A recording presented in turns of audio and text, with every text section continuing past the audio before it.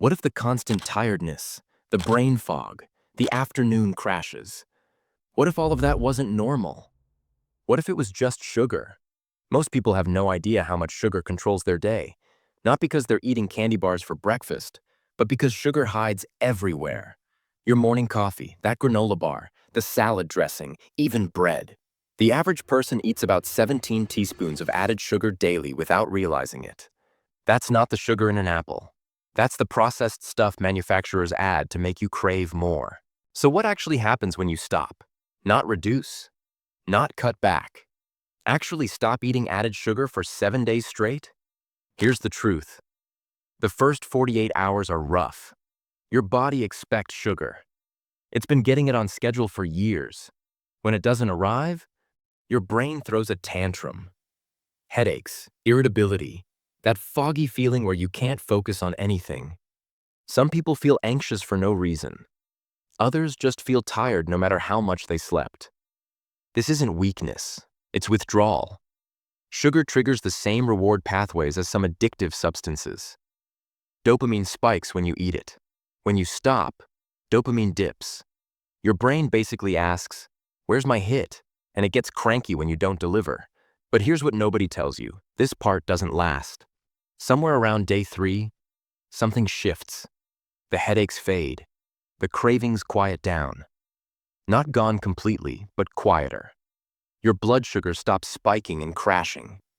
And for maybe the first time in years, your energy feels stable. Not the jittery alertness from caffeine. Not the sugar rush that disappears an hour later. Actual steady energy. And here's the part that catches people off guard. You stop thinking about food constantly. That background noise, always planning the next snack, wondering what's in the fridge, it quiets down. You're not fighting cravings every hour. Your brain has other things to do now. Your taste buds start changing too. An apple tastes sweeter than before. Vegetables have more flavor. It sounds ridiculous until you experience it. Your brain recalibrates what sweetness means. The stuff you used to crave starts tasting almost too sweet. By day 4 and 5, something strange happens. People start feeling lighter, not just physically, mentally. Scientists think stable blood sugar affects serotonin production. Your mood isn't crashing with your energy anymore. Your body has burned through its quick sugar reserves. Now it's tapping into fat. Not because you're starving, but because you've finally given it permission. When insulin stays low, which happens when you're not constantly spiking blood sugar, your body can access stored fat for energy. This is what it's designed to do. We just never let it. People report clearer thinking around this point.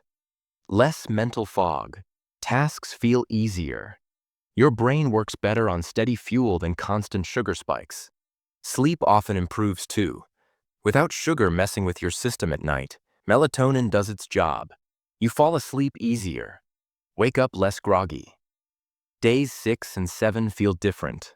Not dramatically different, but noticeably. Cravings aren't running your decisions anymore. Food becomes fuel instead of entertainment. You're not constantly thinking about the next snack. Your gut feels calmer. Some people notice less bloating. Skin starts clearing up because inflammation is dropping. 7 days isn't magic, but it's proof. Proof that your body adapts fast when you let it. Proof that the cravings were chemicals, not character flaws. Proof that you don't need sugar to feel good, to have energy, to get through a day. And if you keep going, it gets better. Week 2, the weight starts moving. Week 3, your relationship with food genuinely changes. Month 1, people say they feel like they have a different body. More energy, better mood, fewer cravings for all processed food, not just sugar. Look, I'm not saying sugar is poison. I'm saying most people have never experienced life without it constantly in their system. They don't know what their baseline actually feels like. 7 days isn't a diet, it's an experiment. 1 week to find out what your body does when you stop feeding it something it was never designed to handle in these amounts. If you've been blaming yourself for the tiredness, the cravings, the lack of willpower, maybe it's not you. Maybe it's the 17 teaspoons you didn't know you were eating. If this made you think differently, subscribe. I break down what actually happens in your body, not what diet culture wants to sell you. And tell me in the comments, have you ever tried quitting sugar? What happened? I want to hear the real experiences.